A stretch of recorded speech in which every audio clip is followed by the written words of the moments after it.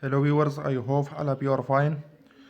Today I want to talk about different circuit symbols such that for which purpose we can use, and we uh, see these kind of symbols in different circuit analysis. So if these kind of symbols appears in a particular circuit, then you can easily understand after watching this video. The first one is basically you people see wires, and wires or connectors are used in a circuit in order to direct the flow of current in a particular circuit. But if the two wires cross each other and this kind of blob appears in a particular electrical circuit, then this blob means that these two wires are connected there. And if this kind of bypass wire is there, or you can say that if a bridge is there, then it means that these two wires are not connected there. So these are basically wires and connectors symbols. Similarly, if this kind of symbol appears two parallel lines, one is small and other one is large, then this is basically the symbol of a dry cell. And if this kind of symbol appears, then it will be the symbol of a particular battery. So these are basically represent the DC sources. And you people know very well that fuse are basically used in a particular electrical circuit in order to operate a particular electrical device in a safe zone, because whenever the current exceeds a particular value, then this fuse melt, and we can safely run a particular device with the help of this fuse in order to protect our device. And this fuse will be connected in or this fuse will be connected with live wire.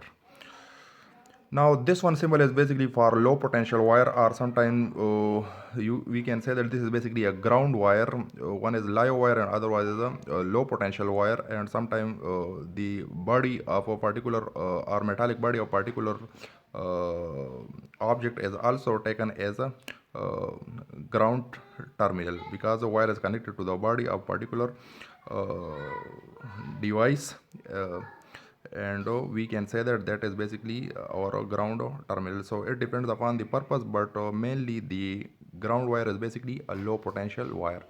Now this one is basically you see basically this one is the symbol for lamp, for LED, or for lamp, or for any other device which gives us light, or which convert the electrical energy into light. So this is the circuit symbol for lamp.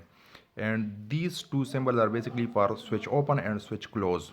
Whenever the switch is closed, the current will be flowing in a circuit, and whenever there is a switch is open, then there is no current in the circuit. So in order to block or to pass current in a particular circuit, then we can use switches there. So now after that, if you people see this kind of symbol, then this kind of symbol is basically for heaters or for heating elements. And if this kind of symbol are appear, then these symbols are for fixed resistors whose values are fixed in a particular circuit, as we already say in our previous video, or we talk about fixed resistor in our previous videos. So this is basically the fixed resistor symbol. And if this kind of symbol and above this there is an arrow appear, then this arrow represents that we can change the value of these fixed resistors. So therefore these kind of symbol are appears for variable resistors. It means that we can vary the value of resistors with the help of a particular pitch or some other means. So these kind of symbols are basically for variable resistors.